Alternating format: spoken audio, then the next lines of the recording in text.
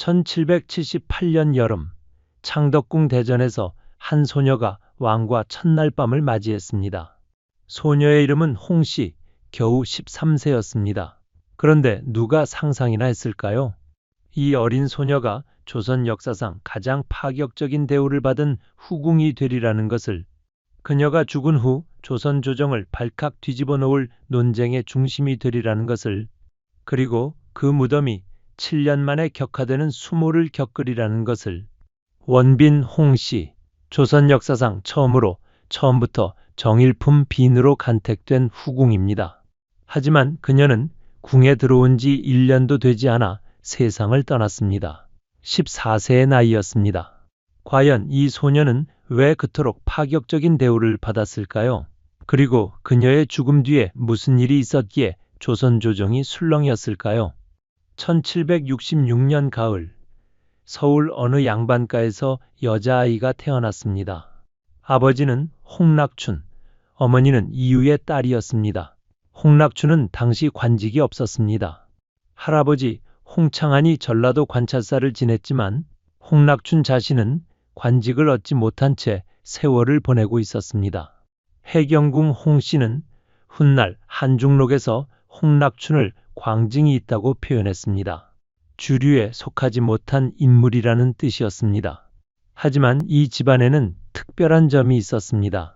혈통을 따지면 선조의 딸 정명공주와 영안위 홍주원의 6대손이었습니다. 그리고 해경궁 홍씨와는 11촌이었습니다. 주류는 아니었지만 왕실과 혈연으로 연결된 집안이었습니다. 이 집안에는 아들도 하나 있었습니다. 딸보다 2살 위인 오빠 홍국영이었습니다. 이 오빠가 훗날 동생의 운명을 바꾸게 됩니다. 아니, 조선의 역사를 바꾸게 됩니다. 1772년 홍국영이 과거에 급제했습니다. 그는 얼굴이 준수하고 눈치가 빨랐습니다. 급제 후 6개월이나 보직을 받지 못했지만 결국 한림으로 벼슬살이를 시작했습니다. 그리고 1774년 그의 인생이 바뀝니다. 동궁 시강원 설서로 임명된 것입니다. 세손, 훗날의 정조를 모시게 된 것입니다. 홍국영은 세손의 신임을 얻었습니다. 세손 시절부터 정조를 보필했고 위험한 일도 마다하지 않았습니다. 사도세자의 죽음으로 고통받던 세손에게 홍국영은 든든한 버팀목이 되어주었습니다. 정조는 이 충성을 잊지 않았습니다. 1776년 3월, 영조가 승하하고 정조가 즉위했습니다. 그때 정조의 나이는 25세였습니다. 즉위한 지 며칠 만에 홍국영은 승정원 동부승지에 임명되었습니다. 그리고 불과 4개월 만에 도승지가 되었습니다. 전례 없는 승진이었습니다. 11월에는 수허사에, 이듬해에는 금의대장에 임명되었습니다. 병권을 손에 쥔 것입니다. 홍국영의 권력은 날로 커졌습니다. 조정의 신하들은 그를 두려워했습니다. 그런데 1778년 봄, 놀라운 일이 벌어집니다. 5월 2일, 왕대비 정순황후가 언서를 내렸습니다. 빈을 간택하라는 명령이었습니다. 정순황후는 말했습니다. 불행하게도 중전에게 병이 있어 후사를 볼 가망이 없게 되었다고. 정조는 즉위한 지 2년이 지났지만 아직 자식이 없었습니다. 왕비 효의왕후와의 사이에서 후사를 얻지 못하고 있었습니다. 조선 왕실의 가장 시급한 일은 후사를 얻는 것이었습니다. 금혼령이 내려졌습니다. 그리고 간택이 시작되었습니다. 초간택, 재간택, 삼간택, 모든 절차를 거쳤습니다. 후궁 간택에 이런 절차를 모두 적용한 것은 처음 있는 일이었습니다. 보통 후궁들은 절차를 간소하게 치르는데 이번에는 달랐습니다. 그리고 6월 최종 간택자가 발표되었습니다. 홍낙춘의 딸 홍국영의 동생 홍씨였습니다. 그때 소녀의 나이는 13세였습니다. 조정이 술렁이었습니다. 홍국영이 자기 동생을 후궁으로 만든 것 아니냐는 소문이 돌았습니다. 해경궁 홍씨는 훗날 한중록에 이렇게 썼습니다. 홍국영이 세도를 탐내어 제 누이를 들여보냈다고. 하지만 이것이 전부였을까요? 정조는 정말 모르고 있었을까요? 6월 27일 가례가 거행되었습니다. 그런데 그 가례가 보통이 아니었습니다. 계비를 맞아들일 때의 의식으로 치러진 것입니다. 효의 왕후가 살아있는데도 말입니다. 가례의 의절과 의장은 명나라와 당나라의 예를 모두 찾아보아 시행했습니다. 소녀는 원빈에 봉해졌습니다. 으뜸 원자가 들어간 자코였습니다. 그리고 숙창궁이라는 궁호를 받았습니다. 조선 역사상 처음으로 무품에서 바로 정일품 빈이 된 것입니다. 약방과 조정의 문안을 받았습니다. 심지어 채제공이 연경에서 돌아와 대전과 중궁전에 인사를 드린 후 숙창궁에도 인사를 해야 했습니다. 후궁에게 이런 예우를 한 것은 전례가 없었습니다. 하지만 원빈 홍씨는 어땠을까요? 13세의 어린 소녀였습니다. 현대로 치면 중학생 나이였습니다. 조선시대에도 이 나이는 너무 어렸습니다. 여성이 성년으로 간주되는 나이는 15세 전후였기 때문입니다. 정조가 직접 쓴 어제 인숙원빈 행장에는 이런 내용이 있습니다. 원빈은 어려서부터 병이 없었는데 1778년 겨울부터 종기가 여러 번 발병했다고, 종기를 앓지 않는 달이 없었고 증세가 갈수록 심해졌다고, 죽기 한 달 전부터는 통증이 극심했다고 합니다. 13세 소녀의 몸이 왕의 후궁으로서 겪어야 할 것들을 견디지 못했던 것일까요? 몸과 마음이 준비되지 않은 나이에 궁에 들어온 것이 화근이었을까요? 1779년 봄, 원빈의 병은 더욱 심해졌습니다. 그리고 5월 7일, 원빈 홍씨는 창덕궁 양심 앞에서 숨을 거두었습니다. 가래를 올린 지 채 1년도 되지 않았습니다. 14세의 나이였습니다. 그날 창덕궁 희정당에서는 비통한 장면이 펼쳐졌습니다. 정조를 비롯하여 정순왕후, 해경궁, 효의왕후가 모두 모여 그녀의 죽음을 애도했습니다. 조정의 대신들은 선화문 밖에서 슬픔을 표했습니다. 정조는 명나라 비빈의 예에 따라 시호를 내렸습니다. 인숙, 궁호는 효휘궁, 원호는 인명원이라고 했습니다. 삼도감을 설치하여 장례를 성대하게 치렀습니다. 현빈 조씨의 전례에 따라 5일 동안 조회와 장시의 업무를 정지시켰습니다. 그런데 여기서 문제가 발생합니다. 원호, 원이라는 호칭은 세자나 세자빈 또는 왕을 낳은 후궁의 어머니에게만 붙이는 것이었습니다. 원빈 홍씨는 자식도 낳지 못했고 그저 14세에 죽은 후궁이었습니다. 그런데 인명원이라는 원호를 받은 것입니다. 왕세자빈에 준하는 예우였습니다. 더 놀라운 일이 벌어졌습니다. 정조는 은원군의 아들 상계군을 원빈의 양자로 삼았습니다. 그리고 자코를 완풍군으로 바꿨습니다. 완풍군, 완은 전주이 씨의 관양 완산을 뜻하고 풍은 풍산홍 씨의 풍을 뜻했습니다. 종씨를 후궁의 양자로 삼는 것은 전례가 없는 일이었습니다. 홍국영은 이 완풍군을 내 조카라고 불렀습니다. 그리고 그를 통해 무언가를 꾀하려 했다는 소문이 돌았습니다. 정조의 양자로 삼으려 했다는 것입니다. 완풍군을 동궁으로 만들려 했다는 가동궁 사건설이었습니다. 하지만 홍국영의 태도는 더욱 거칠어졌습니다. 한 중록에는 이런 기록이 있습니다. 홍국영이 원빈의 죽음을 독살로 여겼다고, 그리고 그 배후로 효의 왕후를 의심했다고, 왕비의 나인들을 잡아다가 칼을 빼들고 무수히 협박하며 조사했다고 합니다. 생각해 보십시오. 홍국영이 왕비의 나인들을 마음대로 잡아다가 고문했다는 것입니다. 이것이 얼마나 월권인지 알 수 있습니다. 정조가 이것을 모를 리 없었습니다. 하지만 한동안 그는 침묵했습니다. 원빈의 묘는 처음 양주 장흥리에 자리 잡았습니다. 하지만 곧 지금의 고려대학교 자리인 안암동으로 옮겨졌습니다. 그곳은 인명원이라 불렸습니다. 원이라는 호칭답게 세자급의 묘역 규모로 조성되었습니다. 하지만 조정의 신하들은 불편했습니다. 아무리 홍국영의 권세가 대단하다 해도 이것은 예법에 맞지 않았습니다. 후궁이 원이라는 호칭을 받는 것은 옳지 않았습니다. 그런데 홍국영의 권세가 너무 커서 감히 입을 열지 못했습니다. 1779년 9월 드디어 변화가 찾아왔습니다. 김종수가 홍국영을 탄핵하는 상소를 올린 것입니다. 공식적인 탄핵 사유는 후궁 간택을 막았다는 것이었습니다. 정조에게 새 후궁을 들이지 못하게 했다는 것입니다. 하지만 진짜 이유는 다른 곳에 있었습니다. 홍국영은 너무 많은 것을 원했습니다. 누이 동생을 후궁으로 만든 것도 모자라 종씨를 양자로 삼았습니다. 그리고 그를 통해 왕위 계승에까지 손을 뻗으려 했습니다. 효의 왕후를 견제하고 왕비의 나인들을 고문했습니다. 이 모든 것이 정조를 난처하게 만들었습니다. 해경궁 홍씨도 등을 돌렸습니다. 한 중록에는 홍국영을 비난하는 내용이 가득합니다. 홍국영이 자기 누이를 들여보내 세도를 탐했다고, 효의 왕후를 핍박했다고, 심지어 왕비의 음식에 독을 넣으려 했다는 소문까지 있었습니다. 정조는 더 이상 참지 않았습니다. 1780년 2월, 홍국영은 강원도 횡성으로 유배되었습니다. 그리고 강릉으로 옮겨졌습니다. 이듬해인 1781년 4월 5일, 홍국영은 34세의 젊은 나이로 유배지에서 죽었습니다.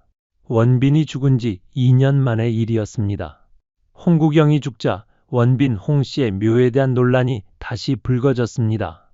인명원이라는 호칭이 예법에 맞지 않는다는 상소가 이어졌습니다. 우선 인명이라는 두 글자가 문정 왕후의 휘호라는 것이 문제였습니다. 후궁이 왕후의 휘호를 쓰는 것은 말이 되지 않았습니다. 또한 원이라는 호칭 자체가 후궁에게는 과분했습니다. 정조는 처음에는 거부했습니다. 원빈에 대한 애정이 남아 있었던 것일까요? 아니면 홍국영과의 우정을 생각한 것일까요? 하지만 상소는 계속되었습니다. 1786년 1월 22일 드디어 정조가 결정을 내렸습니다. 인명원의 원호를 혁파한다는 것이었습니다. 인명원은 원빈묘로 강등되었습니다. 원빈이 죽은 지 7년 만의 일이었습니다. 묘역도 축소되었습니다. 원에 걸맞지 않은 제향 공간과 성물들이 철거되었습니다. 묘비도 다시 세워졌습니다. 센자급 묘역이었던 인명원은 이제 평범한 후궁의 묘인 원빈묘가 되었습니다. 그런데 정조가 직접 쓴 어제 인숙원빈 행장에는 흥미로운 내용이 있습니다. 해경궁이 원빈에 대해 각별한 정의를 나타냈다고 쓰여 있습니다. 그런데 해경궁 자신이 쓴 한 중록에서는 정반대로 나옵니다. 홍국영이 세도를 탐내어 누이를 들여보냈고 자신은 이에 반대했다고 합니다. 순조실록의 해경궁 행장에는 또 다른 내용이 나옵니다. 해경궁이 원빈에 대한 각별한 정의를 지녔던 혐의가 있으나 사실이 아니라고 강조하는 대목이 있습니다. 과연 무엇이 진실일까요? 해경궁은 정말 원빈을 반대했을까요? 아니면 처음에는 찬성했다가 나중에 등을 돌린 것일까요? 이 모든 기록의 모순은 하나를 말해줍니다. 원빈 홍씨를 둘러싼 진실이 복잡하다는 것을, 그리고 그 진실이 권력의 이해관계에 따라 다르게 기록되었다는 것을. 1950년 6월 13일 원빈묘는 고려대학교 자리에서 지금의 고양시 서삼릉 후궁묘역으로 이장되었습니다. 고려대학교가 그 자리를 매입했기 때문이었습니다. 지금도 고려대학교 자연계 캠퍼스는 애기능 캠퍼스라고 불립니다. 애기능, 어린 빈의 능이라는 뜻입니다. 14세에 죽은 소녀를 기억하는 이름입니다. 서삼릉의 원빈묘는 비공개 지역에 있습니다. 일반인은 갈 수 없습니다. 조용한 언덕에 소박하게 자리한 묘입니다. 한때는 인명원이라 불리며 세자급 대우를 받았지만 지금은 평범한 후궁의 묘가 되었습니다. 원빈 홍씨의 삶을 생각해 봅시다. 그녀는 13세에 궁에 들어갔습니다. 자신의 의지와는 상관없이 오빠의 야심과 정조의 후사 문제, 그리고 조선 왕실의 필요에 의해 선택되었습니다. 조선 역사상 가장 파격적인 대우를 받았지만 그것이 그녀를 행복하게 만들었을까요? 그녀는 겨울부터 종기를 앓았습니다. 어린 몸이 견디기 힘든 무언가가 있었을 것입니다. 14세에 세상을 떠났을 때 그녀는 무슨 생각을 했을까요? 자신이 받은 파격적인 대우가 부담스러웠을까요? 아니면 그저 오빠를 믿고 따랐을 뿐일까요? 홍국영은 동생을 사랑했을까요? 아니면 그저 권력의 도구로 생각했을까요? 완풍군을 양자로 삼고 그를 통해 왕위 계승에 관여하려 했던 것을 보면 홍국영에게 동생의 죽음은 정치적 계산의 일부였던 것 같습니다. 정조는 어땠을까요? 그는 진심으로 원빈을 아꼈을까요? 어제 인숙원빈 행장을 직접 쓴 것을 보면 그녀에 대한 애정이 있었던 것 같습니다. 후궁의 행장을 왕이 직접 쓰는 것은 매우 이례적인 일이었기 때문입니다. 하지만 동시에 홍국영을 견제하기 위해 원빈의 묘를 강등시킨 것도 사실입니다. 효의왕후는 어떤 마음이었을까요? 자신이 후사를 낳지 못하는 상황에서 어린 후궁이 들어왔습니다. 그것도 계비를 맞아들일 때 가래로 들어왔습니다. 효의왕후의 심정이 어땠을지 짐작할 수 있습니다. 한중록에 나오는 독살 의혹은 사실일까요? 아마도 아니었을 것입니다. 하지만 홍국영이 그렇게 의심하고 왕비의 나인들을 고문했던 것은 사실입니다. 원빈 홍씨의 이야기는 조선시대 여성의 삶이 어땠는지를 보여줍니다. 그녀는 자신의 의지로 선택할 수 없었습니다. 가문의 영광을 위해, 오빠의 야심을 위해, 왕실의 필요를 위해 희생되었습니다. 13세에 궁에 들어가 14세에 죽었습니다. 그 짧은 1년 동안 그녀가 느꼈을 두려움과 외로움을 누가 알 수 있을까요? 그녀의 이야기는 또한 권력의 속성을 보여줍니다. 홍국영은 정조의 가장 충실한 신하였습니다. 세손 시절부터 정조를 보필했고 위험을 무릅쓰고 그를 지켰습니다. 정조도 그 은혜를 갚았습니다. 전례 없는 속도로 승진시켰고 병권을 주었습니다. 하지만 홍국영은 만족하지 못했습니다. 더 많은 권력을 원했습니다. 동생을 후궁으로 만들었고 종씨를 양자로 삼았습니다. 왕위 계승에까지 손을 뻗으려 했습니다. 그 순간 정조는 칼을 빼들었습니다. 아무리 신임하는 신하라도 넘지 말아야 할 선이 있었던 것입니다. 홍국영의 몰락은 빨랐습니다. 원빈이 죽은 지 1년 만에 유배되었고 2년 만에 죽었습니다. 그토록 화려하게 올라갔던 권력이 순식간에 무너졌습니다. 원빈의 묘도 7년 만에 강등되었습니다. 권력은 영원하지 않았습니다. 그렇다면 정조는 원빈 홍씨의 무덤에 어떤 비밀을 남겼을까요? 인명원에서 원빈묘로 강등시키면서도 그는 어제 인숙 원빈 행장을 남겼습니다. 그 행장에는 원빈에 대한 애정이 담겨 있습니다. 그녀가 종기로 고생했다는 것, 죽기 한 달 전부터 통증이 극심했다는 것을 기록했습니다. 정조는 원빈을 기억하고 싶었던 것일까요? 홍국영의 야심에 희생된 어린 소녀를, 권력의 희생양이 된 그녀를 묘는 강등시켰지만 기록은 남겼습니다. 그것이 정조가 원빈의 무덤에 남긴 비밀이었을지도 모릅니다. 원빈 홍씨의 무덤은 지금 서삼릉의 비공개 지역에 조용히 자리하고 있습니다. 한때 인명원이라 불렸던 그곳은 이제 원빈묘라 불립니다. 권력의 부침을 고스란히 보여주는 이름입니다. 역사는 승자의 기록이라고 합니다. 원빈 홍씨는 승자가 아니었습니다. 그녀는 권력 게임의 졸이었습니다. 하지만 그녀의 이야기는 우리에게 많은 것을 말해줍니다. 권력이 얼마나 무서운 것인지를, 그리고 그 권력의 그늘 아래에서 희생된 사람들이 얼마나 많은지를.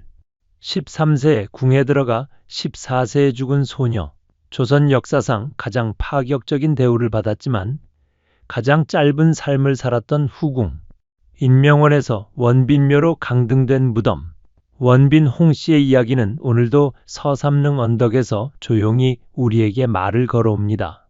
때로는 역사 속에서 가장 화려했던 순간이 가장 비극적인 순간이기도 합니다. 원빈 홍씨가 받았던 파격적인 대우는 그녀를 행복하게 만들지 못했습니다. 오히려 그것은 그녀가 견뎌야 할 무게였고 결국 그 무게가 어린 소녀를 짓눌렀습니다. 우리는 종종 권력과 영광을 부러워합니다. 하지만 원빈 홍씨의 이야기는 그것이 전부가 아니라는 것을 알려줍니다. 화려한 겉모습 뒤에 숨겨진 아픔과 고통을, 자신의 의지와는 상관없이 역사의 수레바퀴에 휘말린 한 소녀의 짧은 생을, 정조는 훗날 의빈 성씨를 만나 아들 문효세자를 얻었습니다. 하지만 그 아들도 5세에 홍역으로 죽었고 의빈도 뒤따라 세상을 떠났습니다. 정조의 후사 문제는 그만큼 절박했고 그만큼 비극적이었습니다. 그 절박함 속에서 원빈 홍씨도 의빈 성씨도 모두 희생되었습니다. 하지만 의빈 성씨와 원빈 홍씨의 운명은 달랐습니다. 의빈 성씨는 정조의 사랑을 받았고 정조는 그녀를 위해 직접 묘지명을 지었습니다. 칠궁에 제향되었고 지금도 사람들에게 기억됩니다. 반면 원빈 홍씨는 오빠의 야심에 휘말렸고 죽은 후 7년 만에 묘가 강등되었습니다. 비공개 지역에 묻혀 사람들의 기억에서 잊혀졌습니다. 두 사람의 차이는 무엇이었을까요? 나이였을까요? 원빈은 너무 어렸고 의빈은 적절한 나이였습니다. 배경이었을까요? 원빈의 오빠는 권력을 탐했고 의빈은 겸손했습니다. 운명이었을까요? 원빈은 1년 만에 죽었고 의빈은 정조와 더 오래 함께했습니다. 어쩌면 이 모든 것이 복합적으로 작용했을 것입니다.